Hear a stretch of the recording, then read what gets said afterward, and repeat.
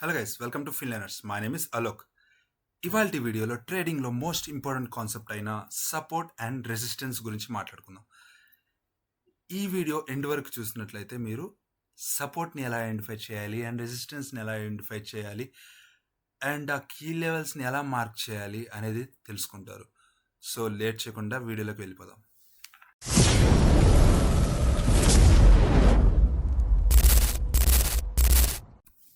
Welcome back. సరే, ఇప్పుడు మనం సపోర్టు రెసిస్టెన్స్ అనేది పక్కన పెట్టేద్దాం. ప్రస్తుతానికి మీకు ఈజీగా కాన్సెప్ట్ అనేది చాలా ఈజీగా అర్థం కావడం కోసం మన లైఫ్ జరిగే సిచ్యువేషన్ అనేది తీసుకుందాం. మనం ఇప్పుడు ఆల్రెడీ ఫిబ్రవరిలో ఉన్నాం. మార్చ్ వస్తుంది కదా, మార్చ్ ఏప్రిల్. సో మనకి సీజన్ కాబట్టి మ్యాంగోస్ బాగా వస్తాయి. సో అందరికీ మ్యాంగోస్ ఇష్టం. సో ఫస్ట్ అనేది మ్యాంగోస్ అనేది మనం మార్కెట్కి వెళ్ళాం. మ్యాంగోస్ చూస్తే మ్యాంగో ఒక ప్రైస్ అనేది 100లో ఉంది.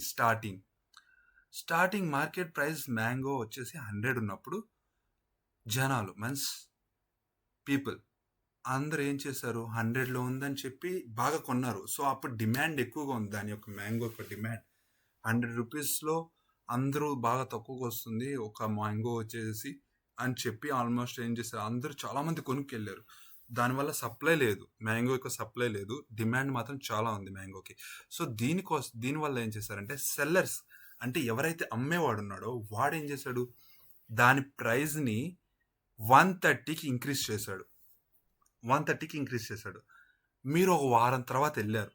వారం తర్వాత వెళ్ళి చూస్తే దాని ప్రైస్ అనేది 130 రూపీస్కి ఉంది. అరే 130 రూపీస్ ఉంది, పోయినసారి చూసినప్పుడు 100 రూపీసే కదా, ఇప్పుడు 130 రూపీస్కి వచ్చేసింది. అరే ఇప్పుడు అట్లా ఇంకొంచెం తగ్గిద్దేమో, మళ్ళీ 100కి వచ్చిద్దేమో అని కొనకుండా వెళ్ళిపోయారు అప్పుడు. ఎప్పుడు ఈ వారం వెళ్ళినప్పుడు. బట్ నెక్స్ట్ వీక్ వెళ్ళినప్పుడు అది మళ్ళీ వచ్చిన తర్వాత చూస్తే 150కి వెళ్ళిపోయింది. 1 మ్యాంగో కాస్ట్ 150 రూపీస్. అప్పుడు మీరు అనుకున్నారు, అరే పోయిన వారమే 130 రూపీస్ ఉంది, ఈ వారం వచ్చేసి 150 రూపీస్ అయింది, మళ్ళీ ఇంక్రీజ్ అవుతుందేమో, తగ్గేదేమో కానీ మళ్ళీ ఇంక్రీజ్ అవుతుందని మళ్ళీ మీరు కొనుక్కుని వెళ్ళిపోయారు. ఆ వారమే కొనుక్కుని వెళ్ళిపోయారు 2 వీక్స్ దాకా. 2 వీక్స్ దాకా రాలేదు. 2 వీక్స్ తర్వాత వచ్చి చూస్తే దాని ప్రైస్ అనేది 180 రూపీస్ ఉంది. ఇట్ ఈస్ హైలో ఉంది. సో 180 రూపీస్కి వచ్చేసేవాడికి ఆల్మోస్ట్ చాలామంది కొనటం తగ్గించేశారు. బట్ కొంతమంది కొంటున్నారు. మిగతా సగం మంది ఎవరైతే పూర్ పీపుల్ ఉన్నారో వాళ్ళు కొనటం తగ్గించేశారు. 180 రూపీస్ పెట్టి పూర్ పీపుల్ కొనాలంటే అంత ఈజీ కాదు. సో తగ్గించేశారు. ఎవరైతే మిడిల్ క్లాస్ ఫ్యామిలీ, కొంచెం అబౌవ్ మిడిల్ క్లాస్ ఉన్న వాళ్ళు కొంటున్నారు, అయినా పర్లేదులే అని 180 రూపీస్ పెట్టి. ఎందుకంటే సీజన్, మ్యాంగో సీజన్ అంటే చాలా మందికి మ్యాంగోస్ అంటే చాలా ఇష్టం కాబట్టి కొంటున్నారు. 180 రూపీస్ ఉంది సరేలే అని చెప్పి మీరు అయినా ఎవరో చుట్టాలు వచ్చారు అన్నది ఏదో సమ్ రీజన్స్ వల్ల మ్యాంగోస్ కొనుక్కెళ్ళారు 180 రూపీస్ పెట్టి కూడా.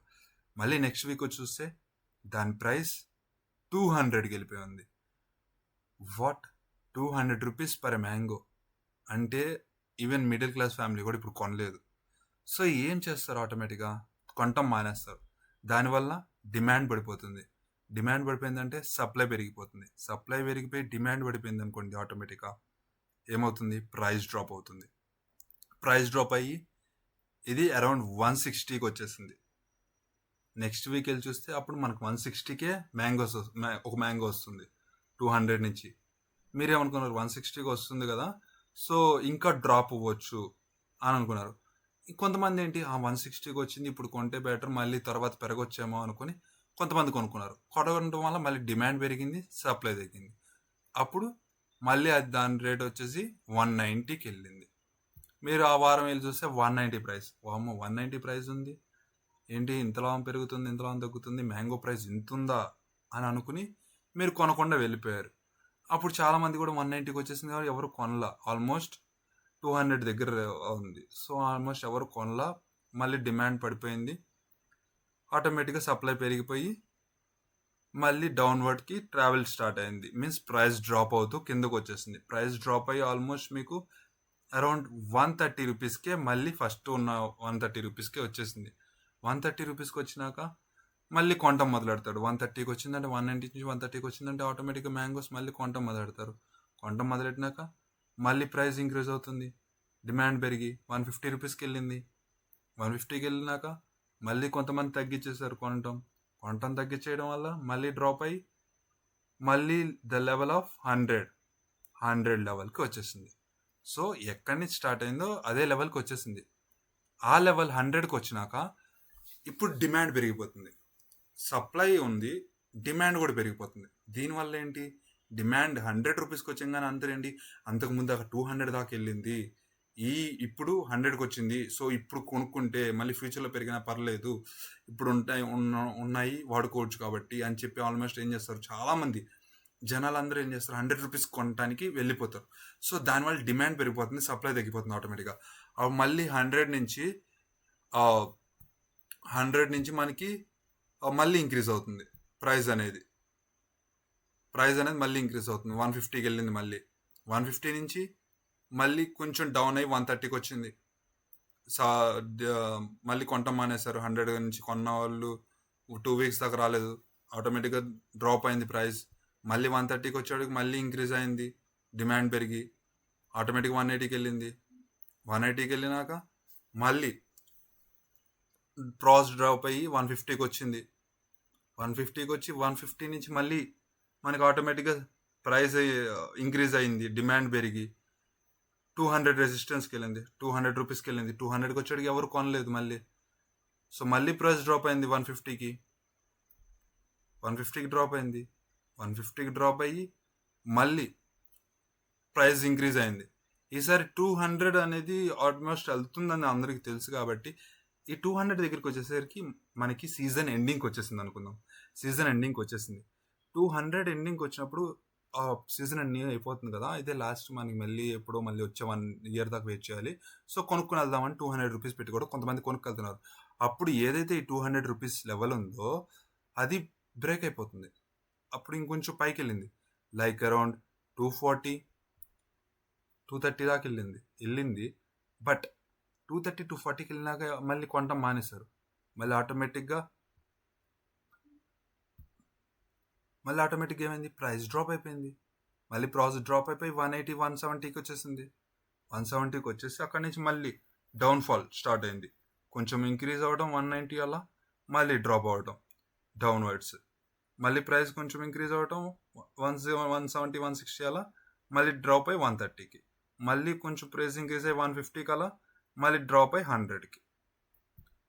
సో మీరు చూసినట్లయితే ఈ 100 లెవెల్ దగ్గరికి రాగానే ఆల్మోస్ట్ ఈ 100 లెవెల్ దగ్గరికి రాగానే మనకు ఒక సపోర్ట్ తీసుకుంటుంది. ఒక సపోర్ట్, ఈ 100 దగ్గర నుంచి నేను పడలేను, అంతకు మించి నేను అమ్మలేను అని సెల్లర్ చెప్తున్నాడు. 100 కంటే నాకు రాదు బాబు, 100 నేను హైయెస్ట్, అంతకు మించి అమ్మలేను తక్కువ నుంచి అని చెప్పి 100కే అమ్ముతున్నాడు. ఈ 100 లెవెల్ దగ్గరికి రాగానే ఈ 100 నుంచి మళ్ళీ పైకి తీసుకుంటుంది. ఈ 100 అనేది బేస్ అనమాట వీళ్ళకి. 100కి మించి ఎక్కువ అమ్మలేరు, 100కి మించి తక్కువ అమ్మలేరు. సో అల్టిమేట్గా 100 దగ్గర రాగానే ఇది ఒక సపోర్ట్ లెవెల్ అయిపోతుంది. ఇది ఒక సపోర్ట్ లెవెల్ మనకి. ఇక్కడ మనకి ఫస్ట్ టైం చూసుకుంటే 200కి వెళ్ళంగానే ఎవరు కొనటం మానేశారు, చాలామంది 200కి వెళ్ళంగానే కొనటం మానేశారు. అక్కడి నుంచి ప్రైస్ డ్రాప్ అవుతూ మళ్ళీ సపోర్ట్ దగ్గరికి వచ్చింది. 100 నుంచి సపోర్ట్ తీసుకుంది, అక్కడి నుంచి మళ్ళీ ఇంక్రీజ్ అయ్యి మళ్ళీ 200 దగ్గరికి వచ్చింది. మళ్ళీ అక్కడ కూడా కొనటం మానేశారు. 200 పెట్టి ఏం కొంటాం మానేసి మళ్ళీ ప్రైస్ డ్రాప్ అయ్యి 150కి వచ్చింది. మళ్ళీ అక్కడి నుంచి పైకి వెళ్ళింది. సీజన్ ఎండ్ అవుతుందని చెప్పి కొన్నారు జనాలు, కొని 200 నుంచి 220 230 చేశారు. మళ్ళీ అక్కడి నుంచి మళ్ళీ కొనలేక మళ్ళీ ప్రైస్ డ్రాప్ చేశారు టిల్ 100. మళ్ళీ 100 దగ్గరకు వచ్చి సపోర్ట్ తీసుకుంది. సో ఈ ఏదైతే 200 లెవెల్ ఉందో అక్కడి నుంచి నేను కొనలేను, నా వల్ల కాదు, అంతకు మించి ఒక 10 to 20 రూపీస్ పెరిగినా పర్లేదు కానీ అంతకు మించి నేను కొనలేను ఎక్కువ, సో డ్రాప్ చేస్తారో దాన్ని రెసిస్టెన్స్ లెవెల్ అంటారు. ఏదైతే నేను ఒక లెవెల్కి వెళ్ళినాక నా వల్ల కాదు, ఇంకా నేను కొనలేను, నా దగ్గర ఓపిక లేదు, అంతకు పెట్టి కొనలేను అన్న దగ్గర అది డ్రాప్. సో అది రెసిస్టెన్స్. ఆ లెవెల్కి వెళ్ళిన నుంచి ప్రైస్ ఆటోమేటిక్గా డ్రాప్ అయిపోతుంది. ఒకసారి వెళ్ళింది, అక్కడ నా వల్ల కాదన్నారు బయర్స్, ఆటోమేటిక్గా ఏమవుద్ది, సెల్ అయిపోతుంది. నేను కొనలేను అన్నప్పుడు డిమాండ్ పడిపోయి సప్లై పెరిగిపోతుంది, ఆటోమేటిక్గా ఏమైందంటే పడిపోతుంది. అలానే సపోర్ట్ దగ్గరికి వచ్చేసేటప్పటికి నాకు డిమాండ్ సప్లై ఇంతే ఉంది, డిమాండ్ ఇంతే ఉంది, సో ఒక ఈక్వల్ పాయింట్లో ఉంది, నేను ఇంతకు మించి నేను కిందకు అమ్మలేను, నాకు 100 అనేదే బేస్ పాయింట్, నేను 100కి మించి కిందకు అమ్మలేను అని చెప్పి ఒక బేస్ లెవెల్ తయారు చేస్తారు. ఆ బేస్ లెవెలే సపోర్ట్ అయిపోతుంది. సో ఇప్పుడు మ్యాంగో మర్చిపోండి, ఒక షేర్ ప్రైస్. ఈ ట్రేడింగ్ అనేది షేర్ ప్రైస్. ఒక 100 రూపీస్ దగ్గర షేర్ ప్రైస్ ఇంక్రీజ్ అయ్యి 130, 150, 180 దగ్గరికి వెళ్ళింది. ఈ బయర్స్ కొంటూ 180 దాకా, 200 దాకా తీసుకెళ్లారు. 200 నుంచి బయర్స్కి ఇంట్రెస్ట్ లేదు కొనడానికి. ఆటోమేటిక్గా ఏం చేస్తారు, సెల్ చేస్తారు షేర్స్ అనేది. ఎందుకు కొంతమంది ఎందుకు సెల్ చేస్తారంటే, లైక్ ఆల్మోస్ట్ 100 దగ్గర కొని 200 అంటే 100 రూపీస్ ప్రాఫిట్ వచ్చినట్టే. సో 100 రూపీస్ ప్రాఫిట్ నాకు చాలు అని చెప్పి సెల్ చేస్తారు కొంతమంది. సో సెల్ చేయడం వల్ల ఆటోమేటిక్గా ఏమైంది, ప్రైస్ డ్రాప్ అయ్యింది. కొంతమంది 200కి మించి, 200 అంటే చాలా ఎక్కువ ఈ షేర్కి, నేను కొనలేను 200 పెట్టి, నేనేం చేస్తాను, సెల్ చేస్తారు అంటారు కదా, ఇక్కడ సెల్ చేస్తుంటారు కదా, ఎవరైతే సెల్ చేస్తుంటారో వాళ్ళు సెల్ చేసేవన్నీ వదిలేస్తూ ఉంటారు. బయర్స్ కొనరు ఎవరు, లైట్గా అప్పుడప్పుడు బై చేస్తూ ఉంటారు, బట్ మళ్ళీ వెంటనే సెల్ చేస్తుంటారు. అప్పుడు ఏమైందంటే ఆటోమేటిక్గా ప్రైస్ అనేది డ్రాప్ అయిపోతుంది, ఆ షేర్ వాల్యూ పడిపోతుంది. షేర్ వాల్యూ పడిపోయినప్పుడు ఆటోమేటిక్గా, బట్ ఒక బేస్ అయితే 100 రూపీస్ స్టార్ట్ అయింది కదా, ఆ బేస్ వాల్యూకి రాగానే మళ్ళీ ఇంక్రీజ్ అవుతుంది. ఎందుకు, 100 రూపీస్ దగ్గర కొనడానికి ఇంట్రెస్ట్ ఉన్నారు బయర్స్. ఈ 100 రూపీస్ దగ్గరికి రాగానే మళ్ళీ బయర్స్కి ఇంట్రెస్ట్ వచ్చి మళ్ళీ కొంటారు. మళ్ళీ అది ప్రైస్ ఇంక్రీజ్ అవుతూ 200 రూపీస్కి వెళ్తుంది. 200 రూపీస్ మళ్ళీ రెసిస్టెన్స్ తీసుకుని మళ్ళీ డ్రాప్ అవుతుంది. ప్రైస్ డ్రాప్ అయ్యి మళ్ళీ అక్కడి నుంచి ప్రైస్ ఇంక్రీజ్ అవ్వచ్చు, డ్రాప్ అవ్వచ్చు. It may on share price అనమాట. సో ప్రైస్ ఇంక్రీజ్ అయ్యి బ్రేక్అవుట్ చేసింది. సో ఇక్కడ ప్రైస్ బ్రేక్అవుట్ చేసింది కదా, ఈ బ్రేక్అవుట్ స్ట్రాటజీ గురించి తర్వాత మాట్లాడుకుందాం ప్రస్తుతానికి. సో ఇలా రెసిస్టెన్స్ అండ్ సపోర్ట్ అనేది ఫామ్ అవుతుంది. ఓ పాయింట్ దగ్గరికి వెళ్ళినాక బయర్స్కి అసలు ఇంట్రెస్ట్ ఉండదు కొనడానికి, అండ్ సెల్లర్స్ కూడా ఈ ప్రైస్ దగ్గరికి వచ్చినాక ఎంతకు మించి తక్కువ అమ్మడానికి వాళ్ళకి ఇంట్రెస్ట్ ఉండదు, వాళ్ళకి అసలు ఇంట్రెస్ట్ ఉండదు. సో ఈ సెల్లింగ్ పాయింట్ 100 రూపీస్కి రాగానే ఆటోమేటిక్గా బయర్స్కి ఇంట్రెస్ట్ ఉంటుంది. ఎంతకు మించి తక్కువ అడిగితే సెల్లర్స్ అమ్మరు. సో 100 రూపీస్ దగ్గర నుంచే బై కొంటారు. బై పెరిగినప్పుడు ఆటోమేటిక్గా డిమాండ్ పెరుగుతుంది, షేర్ వాల్యూ. డిమాండ్ పెరిగినప్పుడు ఆటోమేటిక్గా షేర్ వాల్యూ కూడా ప్రైస్ పెరుగుతుంది. అలా మనకి సపోర్ట్ అండ్ రెసిస్టెన్స్ అనేది ఫామ్ అవుతుంది అనమాట. సో ఇప్పుడు సపోర్ట్ అండ్ రెసిస్టెన్స్ తర్వాత ఈ బ్రేక్అవుట్ స్ట్రాటజీ గురించి మనం తర్వాత మాట్లాడుకుందాం. ఇప్పుడు మీకు లైవ్ చాట్లో చూపిస్తాను సపోర్ట్ అండ్ రెసిస్టెన్స్ ఎలా ఫామ్ అవుతుంది, ఎలా గీస్తారు అని. ఓకేనా, ద ప్రీవియస్ మనం చూసుకుంటే ఇక్కడ చూడండి, మనకి ఇక్కడ అరౌండ్ ఈ లెవెల్లో సపోర్ట్ ఉంది. ఈ క్యాండిల్ దగ్గర సపోర్ట్ ఉంది. ఈ క్యాండిల్ దగ్గర సపోర్ట్ ఉంది.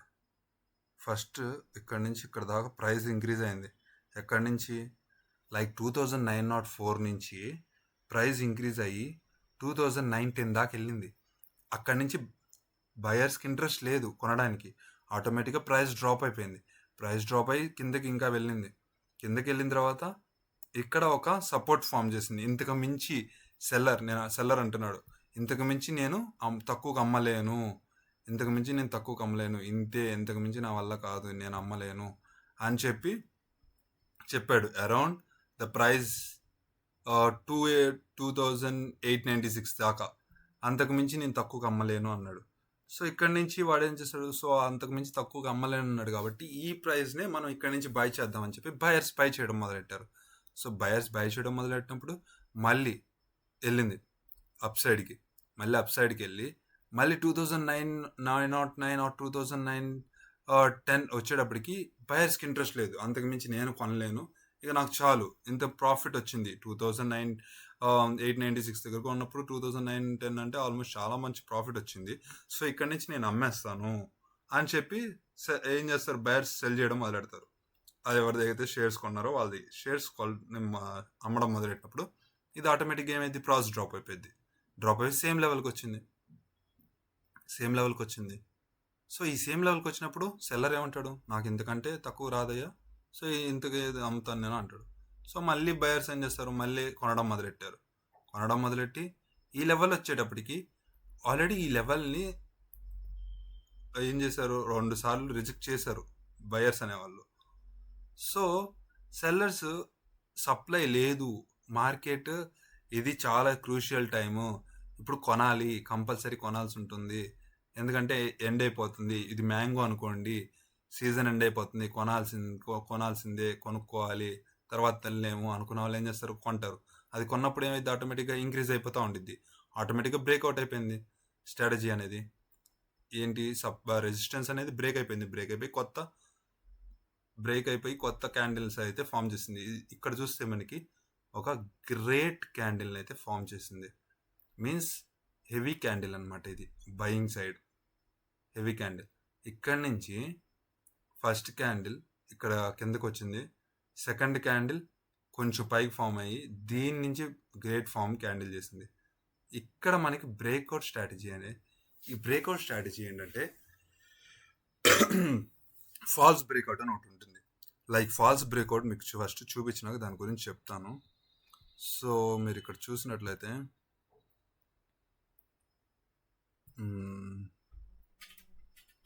ఇక్కడ ఆల్మోస్ట్ ఇక్కడ మనకి సపోర్ట్ ఉంది, మీన్స్ రెసిస్టెన్స్ ఉంది. ఈ రెసిస్టెన్స్ నుంచి ఇక్కడికి వచ్చి ఇక్కడ నుంచి డ్రైవ్ డౌన్ అవ్వాలి. బట్ ఈ బ్రేక్ చేసి 10 or 20 పాయింట్స్ పైకి వెళ్ళి మళ్ళీ అక్కడ నుంచి డౌన్ బ్రేక్ అయిపోయింది. సో అల్టిమేట్గా ఇదేంటి, ఇది ఫాల్స్ బ్రేక్అవుట్. ఇది బ్రేక్అవుట్ అయ్యి బ్రేక్ చేసుకొని పైకి వెళ్ళిపోలేదు, ఇది ఒక ఫాల్స్ బ్రేక్అవుట్. ఇక్కడ నుంచి మళ్ళీ డౌన్ సైడ్ వెళ్ళిపోతుంది. సో దీన్ని ఏమంటారంటే ఫాల్స్ బ్రేక్అవుట్ అంటారు. మనకి ఎలా ఐడెంటిఫై చేయాలి ఫాల్స్ బ్రేక్అవుట్ అంటే, ఇదిగోండి ఇక్కడ చూడండి, ఒక చిన్న క్యాండిల్ వచ్చింది, ఇక్కడ దీని తర్వాత మళ్ళీ రెడ్ క్యాండిల్ వచ్చేసి మళ్ళీ దీనిలోకి వచ్చేసింది, మీన్స్ ఇన్ జోన్లోకి వచ్చేసింది ఇక్కడ నుంచి టర్న్ చేసుకుని. బట్ ఇక్కడ చూస్తే దీన్ని తీసుకుని ఆల్మోస్ట్ ఈ క్యాండిల్ హెవీ క్యాండిల్గా బుల్ క్యాండిల్ వచ్చింది. ఇక్కడ నుంచి మళ్ళీ డౌన్ బ్యాక్ కొంచెం అయినా దీనిలోకి ఎంటర్ అవ్వలేదు, ఇక్కడ ఆగిపోయింది. సో దీన్ని బట్టి మనం అర్థం చేసుకోవచ్చు ఇది బయింగ్ సైడ్కి ఆల్మోస్ట్ ఇంట్రెస్ట్ ఉంది అని. సో మనం ఈ క్యాండిల్ నుంచి మనం బయింగ్ చేసుకుంటే ఆల్మోస్ట్ 30 to 40 పాయింట్స్ మీకు ప్రాఫిట్ వస్తుంది. సో ఇలా మనం ఐడెంటిఫై చేయొచ్చు బ్రేక్అవుట్ స్ట్రాటజీ అనేది. ఇంకా సపోర్ట్ అండ్ రెసిస్టెన్స్ అంటారు, ఇదిగోండి ఇక్కడ చూడండి. ఇక్కడ చూసినట్టయితే ఇదిగోండి ఆల్మోస్ట్ అట్మోస్ట్ పాయింట్స్కి వచ్చింది. అండ్ ఇది అట్మోస్ట్ పాయింట్స్కి వచ్చి ఇక్కడ నుంచి రివర్సల్ అయింది. 1 point 3rd పాయింట్ ఆల్మోస్ట్ పాయింట్స్కి వచ్చి రివర్సల్ అయింది. అండ్ ఇక్కడ చూడండి, ఇదైతే క్లియర్. ఇంకా సపోర్ట్కి ఇక్కడ నుంచి పైకి వచ్చి రెసిస్టెన్స్ తీసుకుని మళ్ళీ కిందకు వచ్చి ఇక్కడ నుంచి మళ్ళీ పైకి వెళ్ళి రెసిస్టెన్స్ తీసుకుని కిందకు వచ్చి మళ్ళీ పైకి వెళ్ళి రెసిస్టెన్స్ తీసుకుని దాని తర్వాత బ్రేక్అవుట్ జరిగింది. మ్యాక్సిమం 3 to 4 టైమ్స్ అండి. 3 to 4 టైమ్స్ తర్వాత ఏదైతే రెసిస్టెన్స్ అవ్వచ్చు లేదా సపోర్ట్ అవ్వచ్చు బ్రేక్ అయిపోతుంది. ఒక్కసారి 2 or 3 టైమ్స్ అక్కడ రెసిస్టెన్స్ తీసుకుందంటే మ్యాక్సిమం 4th టైం బ్రేక్ చేసుకొని పైకి వెళ్ళిపోతుంది, వీక్ అయిపోతుంది ఆ రెసిస్టెన్స్ అనేది. బ్రేక్ అయ్యి పైకి వెళ్ళిన తర్వాత ఏదైతే రెసిస్టెన్స్ ఉందో అది సపోర్ట్గా యాక్ట్ చేస్తుంది. మనం సపోర్ట్ చూద్దాం. ఇప్పుడు దాకా రెసిస్టెన్స్ చూసాం కదా, సపోర్ట్ చూద్దాం. ఇక్కడ చూడండి, ఇక్కడ చూసినట్టయితే ఒక లెవెల్కి వెళ్ళింది, అక్కడ రెసిస్టెన్స్ తీసుకుంది, అక్కడ నుంచి నా వల్ల కాదని చెప్పేసి కిందకు వచ్చి ఒక లెవెల్ నుంచి మళ్ళీ సెల్లర్ అనేవాడు అమ్మడం మొదలెట్టాడు, బయర్స్ కొనటం మొదలెట్టారు, ఇక్కడ దాకా వచ్చారు. ఇక్కడ నుంచి మళ్ళీ డిమాండ్ తగ్గిపోయింది, సప్లై పెరిగిపోయింది. సో అక్కడ నుంచి మళ్ళీ కిందకు వచ్చేసి మళ్ళీ ఏదైతే స్టార్టింగ్ పాయింట్ స్టార్ట్ అయిందో ఆ పాయింట్ దగ్గర నుంచి వచ్చేసింది. ఇక్కడ నుంచి నేను సెల్లర్ అమ్మను, ఇంతకే అమ్ముతాను అని మొదలెట్టాడు. సో ఆటోమేటిక్గా ఏమైంది, మళ్ళీ డిమాండ్ పెరగడం మొదలెట్టింది. డిమాండ్ పెరిగింది, సప్లై తగ్గింది, ఆటోమేటిక్గా మళ్ళీ ప్రైస్ ఇంక్రీజ్ అయింది. సో మార్కెట్లో కూడా షేర్ వాల్యూ అంతే, ఒక లెవెల్కి వెళ్ళినాక అక్కడి నుంచి డ్రాప్ అవుతుంది, డ్రాప్ అయిన కాడి నుంచి మళ్ళీ ఇంక్రీజ్ అవుతుంది. సో మీరు ఈ లెవెల్స్ని కానీ ఐడెంటిఫై చేయడం కరెక్ట్గా తెలుసుకుంటే మీకు ట్రేడింగ్ అనేది చాలా ఈజీగా అర్థమవుతుంది. సో మీరు ఈ వీడియోలో మీరు ట్రెండ్ లైన్స్ కాదు, సపోర్ట్ అండ్ రెసిస్టెన్స్ని ఎలా ఐడెంటిఫై చేయాలి అండ్ ఆ కీ లెవెల్స్ని ఎలా ఐడెంటిఫై చేయాలి, వాటితో ఎలా డ్రా చేయాలి మీకు ఇంకా క్లియర్గా అర్థమై ఉంటుందని నేను అనుకుంటున్నాను. సో మీరు చేయాల్సింది ఏంటంటే ఈ సపోర్ట్ అండ్ రెసిస్టెన్స్ని మీరు మీ ట్రేడింగ్ వ్యూ చాట్లో ఓపెన్ చేసి బ్యాక్ టెస్ట్ చేయండి, ఎక్కడెక్కడ సపోర్ట్స్ దొరుకుతాయి, ఎక్కడెక్కడ రెసిస్టెన్స్ దొరుకుతాయి అనేది మీరు బ్యాక్ టెస్టింగ్ చేస్తే మీకు ఈజీగా అర్థమవుతుంది అనమాట. సో ఎగ్జాంపుల్ మ్యాంగోగా తీసుకొని చెప్పాను. సో మీకు చాలా క్లియర్గా అర్థమై ఉంటుందని నేను అనుకుంటున్నాను. సో మీరు చేయాల్సింది ఏంటంటే, మీకు ఈ కాన్సెప్ట్ నచ్చినట్లయితే ప్లీజ్ షేర్ చేయండి, లైక్ చేయండి అండ్ సబ్స్క్రైబ్ చేయండి. గట్టిగా పక్కనే ఒక గంట ఉంటుంది, దాన్ని గట్టి కొట్టండి, ఎందుకంటే అప్కమింగ్ వీడియోస్ ఏదైతే ఉన్నాయో అవి ముందే మీకు రావడం కోసం. So guys, this is all for the day guys. Thank you.